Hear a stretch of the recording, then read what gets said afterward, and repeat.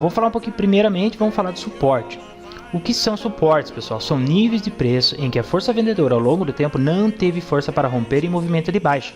Podemos considerar a região de suporte como uma área do preço que o preço está abaixo do mercado, onde o interesse dos compradores é forte o suficiente para superar a força vendedora.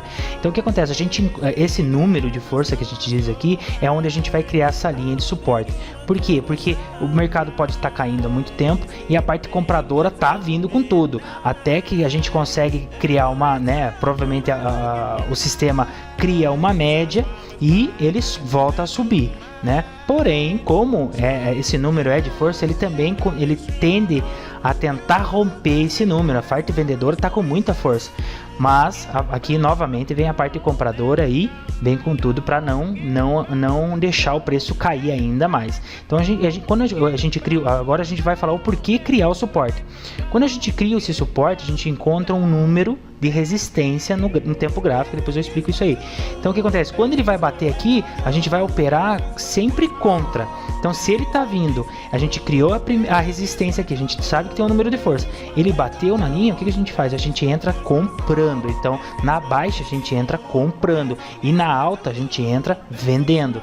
Então o que a gente vê aqui? No suporte a gente faz a linha embaixo como uma base, e na resistência é o contrário, ele faz uma linha na parte de cima, gerando uma resistência aqui, ó. Pode ver a mesma coisa, porém aqui estava em tendência de alta, ele bateu na linha, ele criou um número de força, a gente já usa esse número de força como uma linha horizontal aqui, para criar uma resistência, para a gente saber que caso ele venha reverter, que nem ele fez aqui, ele reverteu para baixo, voltou, quando ele bate na linha a gente entra vendendo, e aqui e sucessivamente nos próximos movimentos, até que ele rompa. Geralmente ele vem para romper, porque mesmo que seja um número, dependendo das notícias e tudo mais, ele sempre tende a romper, ok? Aqui eu vou falar um pouco sobre breakout e pullback. Esses movimentos, eles são parte do mercado, é a parte da suporte e resistência também, tá? A gente vê aqui, ó, que a gente criou uma resistência, logo pode criar um suporte. O que aconteceu aqui, pessoal? Geralmente a gente não consegue descobrir o que o mercado está nos dizendo, se ele vai continuar. A gente tem que analisar o mercado lá atrás.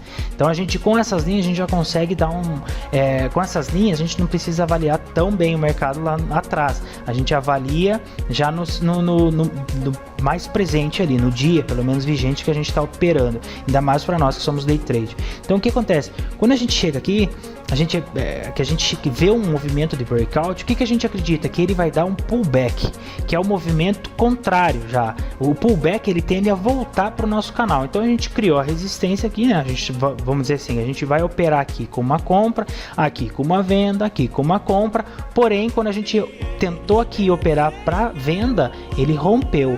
Então o que a gente vai fazer? Vamos esperar agora dar o pullback, para daí sim a gente começar a operar de novo, tá? Então isso aqui tende muitas vezes a acontecer. Eu vou explicar no tempo gráfico, no gráfico mesmo, para vocês entenderem melhor. Mas esse movimento aqui é parte do suporte e resistência, ele sempre acontece. Quando ele rompe, geralmente ele tende a romper com um candle de força e vice-versa. Aqui também, ó. O pullback ele tende a romper com um candle de força também, tá? Vamos lá, deixa eu passar o próximo aqui para explicar melhor.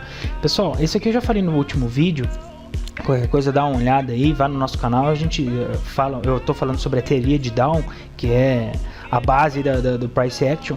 Então o que acontece? Sempre que você for fazer uma linha, um suporte, uma resistência, um canal, nunca pegue os máximas e mínimas das sombras, tá? Sempre nos fechamentos ou aberturas, tá? Do corpo, nunca das sombras, tá? Porque elas variam demais. Sempre o corpo é o que indica para nós o preço real, porque é no fechamento ou na abertura do valor do preço da moeda naquele, dependendo do se você está trabalhando que é no de 1 minuto, de 5